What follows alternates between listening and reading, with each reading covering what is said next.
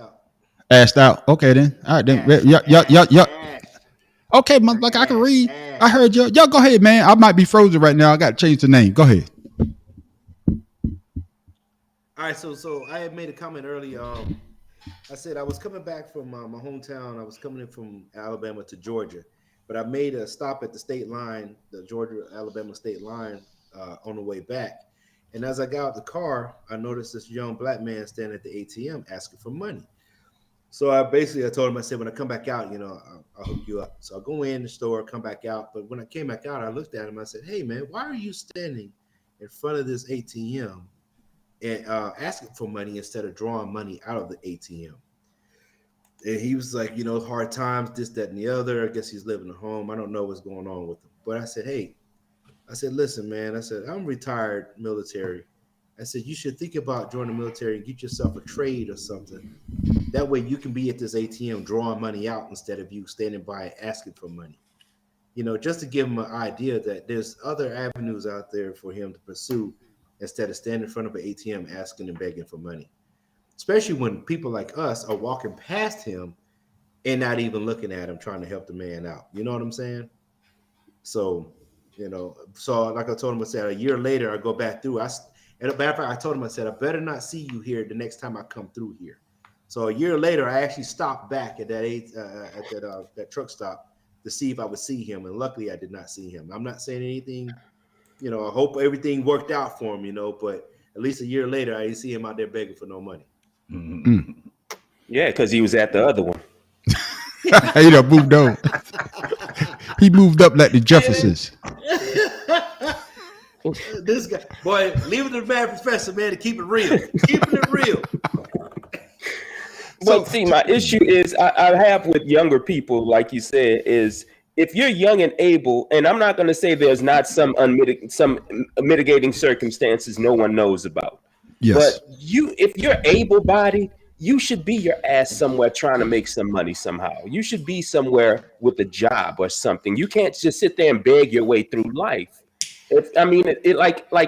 It's like this country talks about how much we love our veterans, but this country has more homeless veterans than any other country on the damn planet. Man, I agree with that. My man Cope has always said, why the hell do we have all these programs for veterans like the DAV and the VFWs and stuff when the VA is supposed to take care of you? Why the fuck do we have all these other programs? That's like every time I see a Wounded Warrior commercial, it pisses me off that there has to be that. Yeah, yes, exactly. I'm 1,000% behind you on that bullshit, man. Yeah. Or we have these programs where people are trying to tell you how to get 100% disability from VA. Yeah. Instead of the VA making sure that you're that you have it. You exactly. Ain't gotta worry about those programs. Exactly. Yeah. Hey, Professor, I never asked you. Did you serve or did you join the military? I tried, but it wasn't for me. So I got out as quickly as I could. I was in the Navy. Quick. Okay. Quick. Well, he didn't make any basic training. No, sir. Got the fuck out. Immediately. Hey, I know what it. Hey, know what got the professor out though? When they say you got to swim. What, black man in water? Actually, I'm a great swimmer. I taught my kids and my wife how to swim. Okay. I'm a great swimmer, but I don't like. You see how I am with authority. Yeah, I feel you. And that kind of structure is what I wanted, but it's not the way I wanted it. Okay. I actually just wanted to get a government job, and I figured joining the military would get me that. And then when I heard from a couple people that ain't how the shit work, I'm like, all right, I can get the fuck out of here. Okay. All right. I don't know how we got on that, but let's talk about the homeless. I know here in Augusta, they're trying to get people not to give people money. Yeah. They actually, I think they're trying to pass a law that if you see people out there panhandling, don't give them money. In New Orleans, they tried to make panhandlers get a license to ask for money. Now, how can they get a license to fucking ask for money? Okay. No, because they want to tax it. Because them guys, I got two stories for you why I do not give people money. Okay. Why And not? it goes back to this first story I'm gonna tell you. I was at, at a law office and I was talking to the receptionist and she was just telling me about different people. And she was telling me about this guy that he was a veteran, getting 100% disability from VA, getting Social Security, and he would go panhandle every day. Mm. And he panhandled enough money to put 3 kids through college. God damn. Ain't And that once a bitch? and once he put them through college, he stopped. Because So that's he tax-free money. panhandled. He used that to put his kids through school. That That's one. I'm not about to help you. You already getting 2 government benefits. Now you out here begging for more. That's greedy. That's beyond greedy. well, I could never understand why people panhandle, but I can understand like we always say, some people do fall on hard times. But I saw a guy who was down there in Charlotte for the Cowboys versus the Panthers game. I saw a guy, he had his wife and his young child out there panhandling, but then the building next to him had a we hiring sign up. Mm-hmm. And See I that all the didn't, time. yeah, See that all the time. I didn't understand that. If you out here panhandling, but you see a sign right next to you saying, "Hey, we hiring," take your ass in there and get a job. You know what I'm saying? You might not get that paycheck for 2 weeks, but you know that paycheck is coming.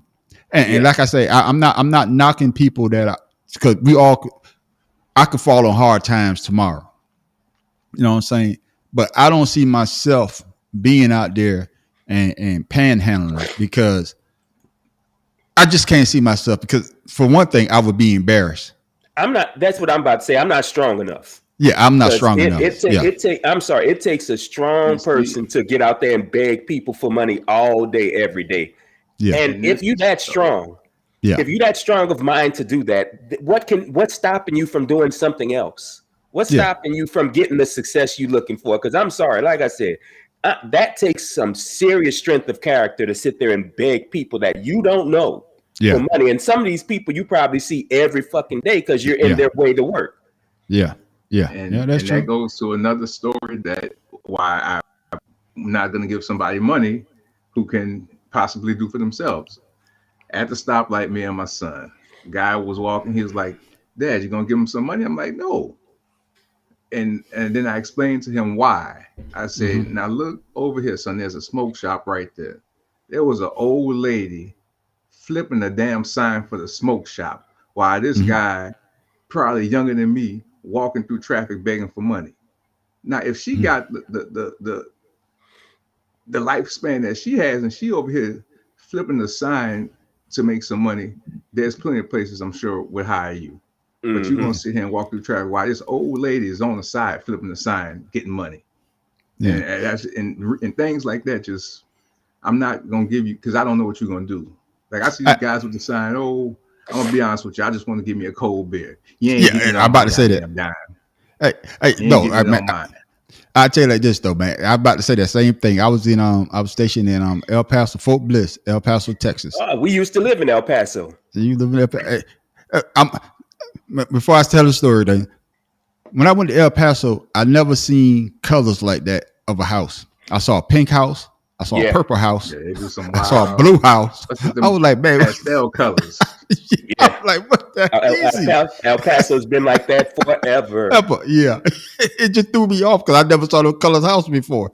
But it is what it is. But the story I was about to say is that we was going to the mall one time, and this guy had a sign. Vista? Yeah, probably so. See, I can't remember. My mind is gone. Too much drinking. I don't even remember. Yeah, I don't remember. But the guy he did have a sign. I ain't gonna lie. I'm gonna go buy a beer. I had to give that guy at least $5. Cause at least he was honest. And you know what? I've actually had homeless people ask for money, and I said, "What you need money for?" "Well, I'm hungry." So I went and got them something to eat. You know, these motherfuckers fuss when I brought them food. I said, "Bitch, I'll keep my shit my damn self." Eat it, nigga. Now I will do that. I will give, if I have food, I will give you food. I've done that. Yeah. Like I was coming from Tampa, going somewhere, and I stopped to get me something to eat. When I was about to get on the highway, homeless guy standing there for money. So I like, "Hey, I ain't got no money, but I give you this food, and he, oh man, I appreciate it, thank you. Now whatever, I can try and use money to get me a room or something. So I would definitely give you food, water, but I'm not giving you no money. Okay. Yeah. All right. But I give you food and water, but no money. No money. I guess this is a question I want to ask y'all then. Why do we seem to have money to send to other countries to help them with their defense against, war and all this, but yet we can't seem to find that money to help with the homeless here in America? I never understood. I never understood that dynamic. Yeah. I'm about to explain to you right now. They paying for first dibs on resources. We didn't give you this money. Now you owe us something. You owe us. It ain't just. That's why they quick to give them that money, because they know that we're gonna get we're gonna get this shit back, and we're gonna get it back because we're America. You're not gonna. We get our money, so they don't give a shit. We already here doing the work. That's part of it. That's a lot of it. And what I said last week, the one thing rich people and the one thing well-off people hate, especially the other people hate, is poor people of the same color. They don't like to accept the fact that there's poor white people. They hate that. That drives them crazy, that they're poor people, period. Because admitting that there's poor people here, and I'm not just going to say white, but admitting that there's poor people here says that the system that they love so much, capitalism, does not work the way they say it does. That's deep. I never looked at it like that because, before. Like I said, this is the richest country in the world, and we have more homeless than any other country in the world. Why? There's no reason why. There's no reason why we have to pay for education when poor country governments pay for education for the people. This country is the only one where capitalism works for a certain amount of people, for a certain group of people, and socialism works for the rest of. Well, capitalism works for the rest of us. Socialism works for the upper tier, the 1% of the 1%. They get to live under socialism that they say is shit, and they leave capitalism for the rest of us to struggle with. That's deep. Yeah, that's true. I never looked at that before. It's all, man. Tell you, it's all about the resources. And all about that making money or making whatever the currency is, whatever's gonna make them more money. That's everything is a business. Nothing. Because I mean, look at socialist countries like the Netherlands, Sweden, and Germany. They pay for the kid from the time the kid is born to the time that person dies, or making money on their own. They take care of them. Parents in this country, because of capitalism, we barely have paternal and maternity leave, where other countries, the mom can take 6 months off, the dad can take 6 months with her. No, I'm sorry, the mother can take a year off to be with their kid. The dad can take 6 months. Here, we're lucky we get 3 days. That's true. That is true, though. Cutting in the profits. If you're not working, we ain't making no money. Exactly. Like I said, capitalism does not work, and they don't like to admit that. They ain't worried about that. Hey, that next worker, he gonna be all right. You get your ass back to work. It's like one of the memes say, don't work for a job that the day you die, they're gonna have a post in a warrant ad for your ass 20 minutes before you in the ground. Yeah, that is true though. America, I guess we got our morals messed up. Because I know a lot of politicians say, yeah, I'm there for you, but they're not actually there working for us. No. They're working for those foreign countries, just like Po Boy said, because we need those resources. We need oil, we need those diamonds, we need gold, we need whatever. So it benefits. I mean, you all were more military than I am. Y'all saw how much the military got. Yeah. Now I'm not talking about the members who actually carry the weapons. I'm talking about the motherfuckers who made the weapons. That's the motherfuckers who sold the weapons. That's true too. And just think about all the unfound resources that Ukraine has. Well, that's why Russia wanted them, and that's why we're trying to defend them. Yeah, because we want dibs on that. We want to have our but it's the only difference, like in Iraq and all them things. Afghanistan is, we didn't have control. Nobody, that was already controlled. We had to go take control. Yes. Now that this is uncontrolled, so now we didn't put our money in, so we about to come in and we got first dibs. Our company's coming in, and that's what it is. I got a question for you before we signed off though. Y'all heard the latest thing that Donald Trump lawyers were trying to say when they was talking about the January 6th. That I think foolishness.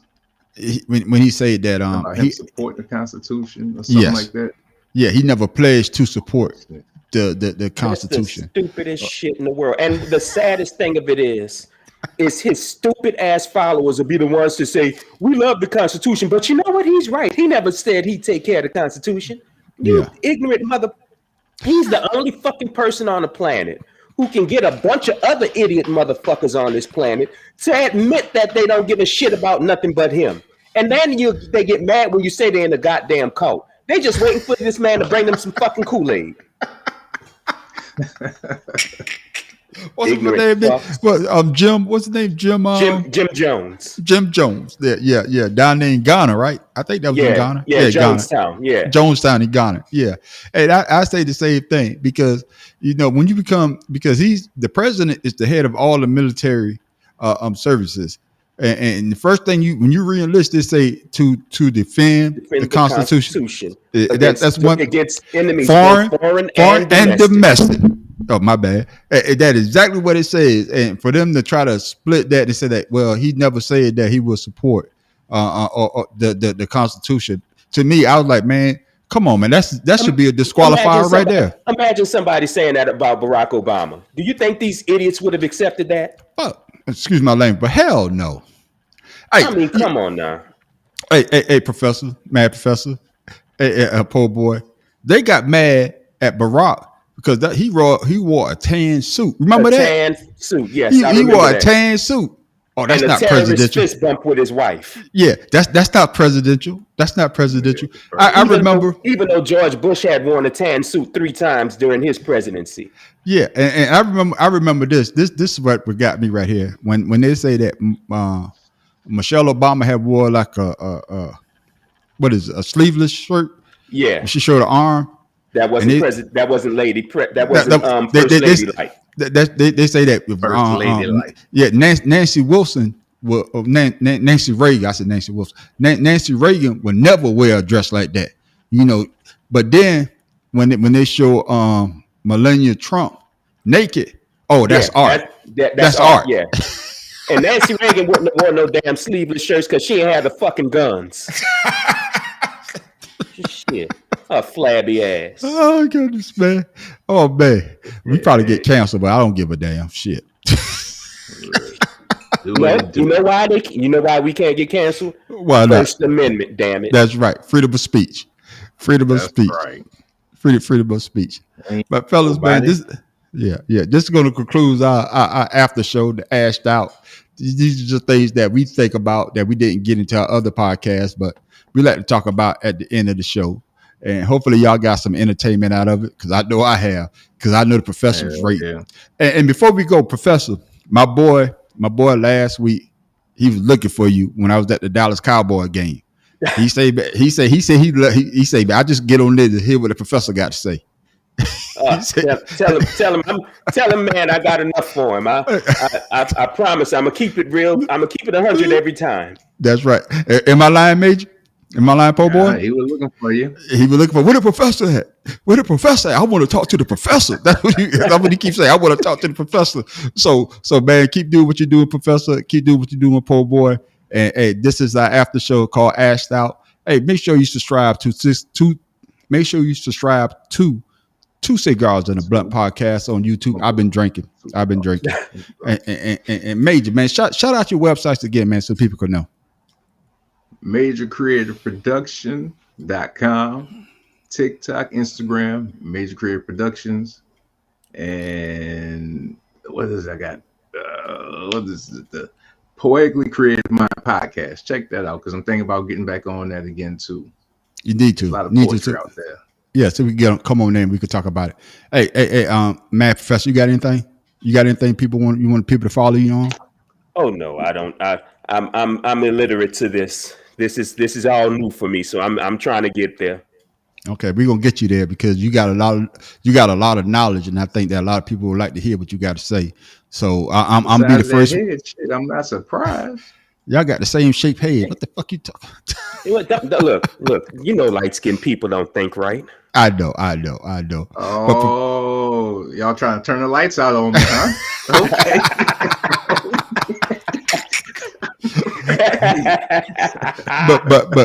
But seriously, Mad Professor, I think you should start your own YouTube channel. I really do, because I think you got a lot of things that people would like to hear, and you got a way of saying things that some people don't want to hear, but yet they want to hear it. So I'll be the first one to tell you to start your own YouTube channel, because it's you're something I've been thinking about. You're very knowledgeable about the subject that you want to be in.